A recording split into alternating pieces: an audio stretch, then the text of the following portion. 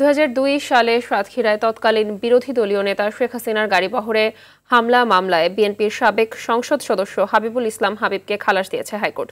সকালে বিচারপতি মোহাম্মদ আলীর নেতৃত্বে 2 সদস্যের হাইকোর্ট বেঞ্চ এই রায় দেন। এর আগে এই মামলায় 2021 সালে বিএনপির এই নেতাকে 10 বছরের সাজাসহ 50 জনকে বিভিন্ন মেয়াদে সাজা দেওয়া হয়। তার আইনজীবী বলেন, মামলা থেকে তাকে খালাস দেয়ায় তিনি ন্যায় বিচার পেয়েছেন। বাকি আসামিরাও ন্যায় বিচার পাবেন বলে জানান তিনি।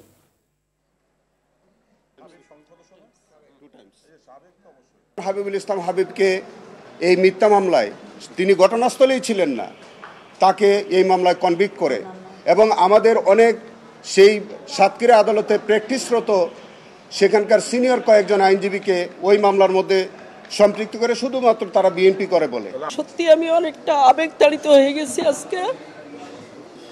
আজকে ন্যায় বিচার পেলাম।